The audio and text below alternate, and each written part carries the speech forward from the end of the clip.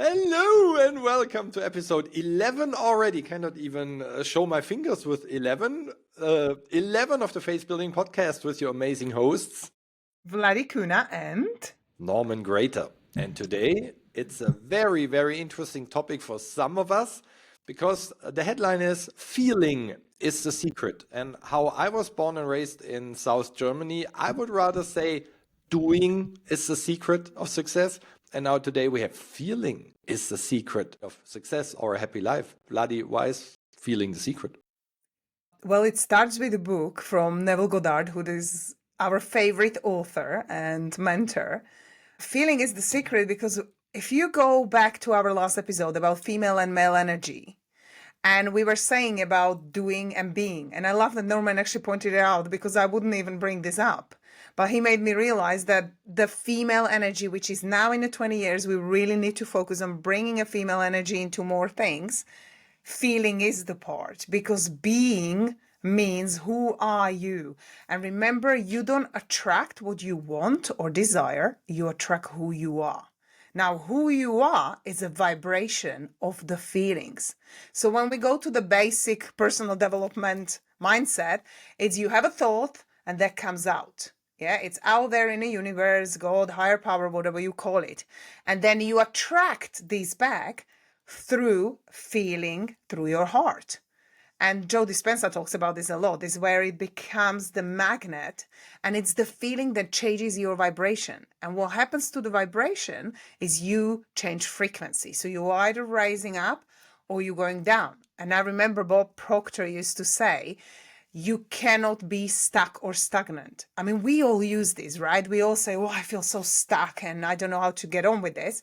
However, it's not being stuck. You're either moving forward or you're moving backwards. There is no stagnant energy. Everything, we live in an ocean of motion. So everything vibrates. So how is feeling related to it? Let's start talking about responding and reacting when we feel certain way, when people do something or we're challenged, or actually somebody's nice to us. And I'll hand it to Norm. I totally agree. And I just thought about your explanation, like the thought sends the signal out and the emotion draws it back to us from the fifth dimension. And probably in episode 11, we go a little bit too far speaking about the fifth dimension already. Let's bring it to a down-to-earth model that you can grab it even more, what Vladi just shared. Usually everything that exists on this planet starts with an idea. So it's not the action to build this phone I have in my hand. It's the idea about it. And the second step in the process of creation and having the phone as a result in my hand is the emotion. Now you might say, where's there an emotion in the game? I don't see that. I have a thought and then I start creating. Yes, but when do you start creating and when do you stop creating? It's all based on your emotion. Let me give you a very easy example. I love to go jogging with my friend Marco from next door. Let's imagine we decide to go jogging at 5 in the morning and we would invite you. This thought from me becomes your thought. And now the thought is in your mind and you think about it and say 5 in the morning. And if you're up at 5, you would have a positive feeling. And if you like jogging as well, or if you want to take care of your body, you would say and feel, sounds like a good idea. I will join them. So the action part, step 3, you would take part in our jogging excursion. And I don't know, 30 minutes later, 1 hour later, we are back and we're happy and we're sweating and everything was great. So the result is we feel good and we think, let's do that again. And it feels good, so we do it again. New result, we do it again. But what happens if you say at 5 in the morning? I think you're totally crazy. Which means the thought triggers a negative emotion that you say at 5, I'm still sleeping. Which means your action at 5 in the morning is the result at 6 when you get up, or at 8 or at 9, you look in the mirror and say, I'm not fit at all. So therefore the emotion is key in triggering your actions, because the emotion is the language of the subconscious mind triggering the body. But that's another topic we will touch a little later, and I will give it back to Vladi. So the emotion is the key part which brings the action into the whole point, and without any action we will not have any result. I love the example you were saying, because that's exactly what happens to lots of females say, well, I want to lose the weight. And we should use the word release, because if you want to lose it, you're in a frequency of lack and you're not going to lose anything. So first adjust that, thinking that you're just releasing it. But what it takes is you have to prepare a plan and a discipline, or even going to detox. And sometimes I usually do this before Easter, which is coming up. And I do 50 days of no coffee because I'm a coffee lover. So I love coffee. I don't want to give up a coffee. But when I make a decision to actually give up a coffee, that feeling is not great. And the first week is really harder. So how do I feel? Well, not great. I do feel challenged by it. I feel like, oh, I can't, I feel cranky and I'm not having coffee. I'm blaming myself that it's the caffeine that would keep me up. And it's not truth. It's what we believe in our mind that becomes truth. So how do you feel afterwards? Amazing. And that's what Norman was talking about. You go back to the feeling. I go swimming sometimes at 5 a.m. and it's cold, rainy, you're wet, it's not ideal discipline where I go, yay, but I love the feeling afterwards. I love how I'm boosted up, the energy, I feel really good about myself. So if you challenge sometimes by doing something, go back to the how does it make you feel? Now that you've done the activity, now that you have achieved the goal, now that you went to the holiday you've been wanting to go for a long time, now that you attracted the soulmate or bought the house you would love, whatever it is in your life you would love, go to the end and close your eyes and imagine and feel, what does it feel like right now, knowing I already have this or achieved that. If you can actually entertain this feeling throughout the day many times, you will manifest it, because usually we go straight into a feeling of what we don't want. Well, I don't like that. I have to do that. And I need to pay the bills and I need to go there and the kids and the school and I'm tired. And if you keep repeating this, you attract more of that. We have to take responsibility for what we have in our life, and feeling is the secret to you having what you have in your life right now. And what you just shared, Vladi, the inspired action, I want to call it, is also very important. Just thinking and feeling does not do the trick. You can Yes. think and feel the whole day, but everything that you want to have or want to own already exists on this planet. And that's the good news. Which Norman, means, give us an example of inspired action. And sorry yes, to jump in, but you were giving me, I remember your story when you imagine the sea. And what we're talking about when Norman says inspired action. Now, Norman had this amazing desire to go somewhere by the sea. And I think it was post COVID or something, so we couldn't travel. And when we had the call one day, because we studied together, he just was in the garden and he made the environment to look like with the fun and using the cocktails and pretending he's got the sand and he was feeling like he's on the beach. Can you actually, that is a great example of inspired action. yes, I know what you mean. And this fits perfect in what I was just saying. You need to take inspired action, and I will tell you the story in a second. Because everything that you need on this planet already exists. Which means the question is not if you get it, the question is when you get it. And to get it, you need other people. As everything you want to have, the house, the car, the money, is owned by other people, but it's already on the planet. That's the good thing. So going back to the COVID time, I was so bored and frustrated that I said, I want to be back on cruises. I want to go cruising. I want to be on ships. But of course, they were all on hold like the rest of the world. So I thought, how can I create the perfect environment that I pretend I am there? If I cannot go by myself and if I cannot go on board, what can I create? And this is inspired action. I can think and feel as long as I want, but without the preparation and doing it, nothing will happen, change. So I took a sun chair and I put myself out in the garden. The sun that was over my little town in South Germany is the same sun like on the cruise in the Caribbean. So I figured, even the sun, I don't have to pretend it's something different.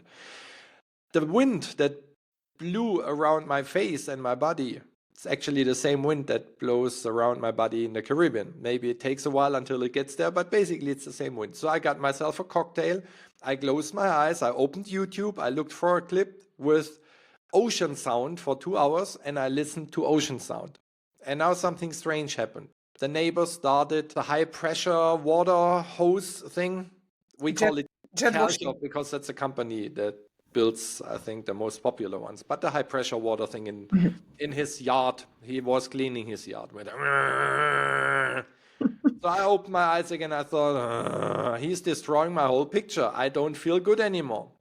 Still, I thought, how can I put this sound into my perfect picture? And I realized that during harbor days, when the ship is in the harbor, usually those lovely people on board clean the whole boat. And it happens that from time to time they clean, also at night, with those high pressure water thingings, the whole deck.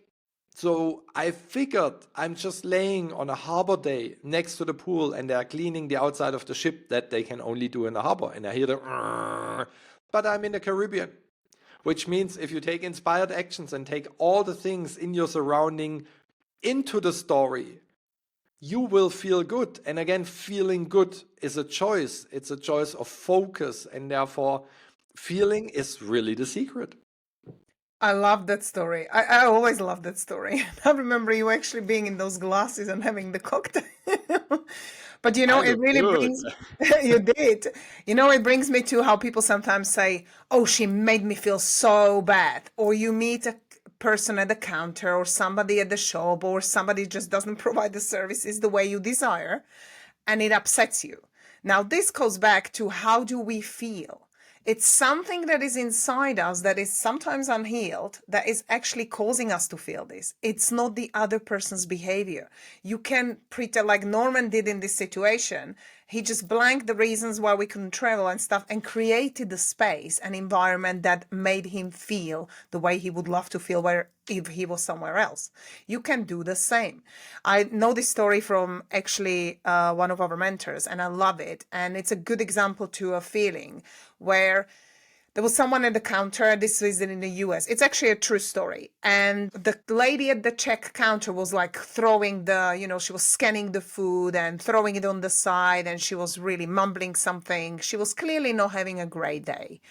And the guys who are helping customers to pack the bags and helping you to take it to the car. And this amazing lady, the mentor of ours, she said, well, I don't really usually talk negatively about people, but I mean, that woman really has an attitude. Whoa, she's going to scare all the customers. And now the boy turns around and says, oh, I know, she really had a bad day because her son got hit by a bike. He ended up in a hospital. Now she was told that if she doesn't show up in a work, she will be laid off, so she doesn't have to come back. And she doesn't have enough money to pay the bills for the medical. So she felt really stressed and hurt. And in that second, when you know somebody else's story, you just drop and all you feel is compassion and love and kindness and perhaps how can I help? But this really shows us that we never know anybody's story. You might be driving and somebody's hooting at you. I sometimes, when I'm stressed, I drive fast and I'm thinking, come on, just remove these slow people in front of me. So I can put myself in the shoes of many situations where sometimes you're in a situation that is not your usual behavior. But nobody can make you feel anything. It's us. We get upset because there's something within us that it touches our hurt. It touches our experience from before, and that causes the feeling.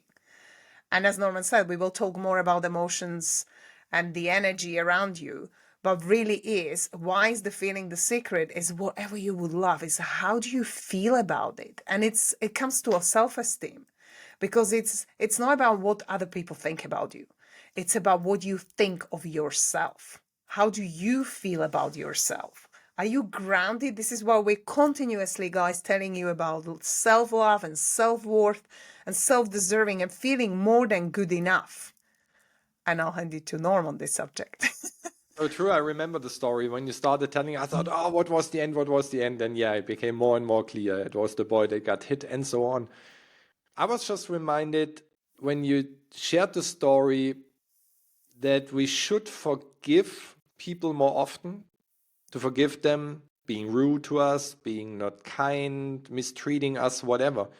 And I just lately wrote a newsletter for my Sunday newsletter that I pinpoint down the topic of forgiving. And I realize many people cannot forgive actions that have been done to them many years ago. The thing is, if you cannot forgive, it's like you drink the poison every day and expect the other one to die. Yes. But the other one does not even know that you're suffering every day and that you're furious and all those negative things. It's in you and not in the other person. So what I pointed out, and it goes well with your story, Vladi, if you cannot forgive, if you cannot find the tool and the part inside that can forgive the other person, get understanding, which helped me a lot in my past, where I said, if a person is able to do whatever this person did to me, what kind of life must this person have had in his or her past that led to this point? Because as we know from NLP, neurolinguistic programming, that everybody acts out of their best option all the time, which means even people that kill other people, that's their best option at this very moment. And again, this should not be an excuse that you can do everything that you do and that this is good, not at all. But probably this person has tried everything before or wants to be part of a gang and wants to be let in and be cool, and the ritual to get someone in is to kill someone. It's totally stupid. But what you just shared, the self-esteem is so low that I say I need the group to support me and say, hey, you're cool, you're part of us, because then I only feel worthy. But still, can you understand more where the other person came from? And the moment I get into their shoes, like in the story, I understand the woman, why she is frustrated and mad and mumbling and bumbling. Can I understand her more? And what you shared, Vladi, send her love, send her positive emotion, which also leads us back to emotion, and feeling is the secret. It's all about feeling. And if I find a different story about the current situation that I experience through my five senses, and that the voice in my mind gives me a story to, it changes everything.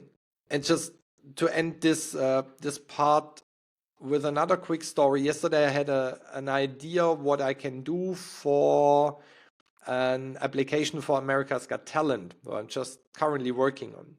So I thought I could reach out to another person that could support me. And I remembered him, seeing him on Instagram. So I read on his homepage, I have 2 million followers and I think 8 billion views. While reading that, I thought, the voice in my mind, yeah, you write him and say, do you like to join me on America's Got Talent with this idea that I have? And this voice just stopped me. But then I stopped the voice and said, he's so positive, I'm so positive. Let's find a connecting link, find an emotional level where we can meet. I write him.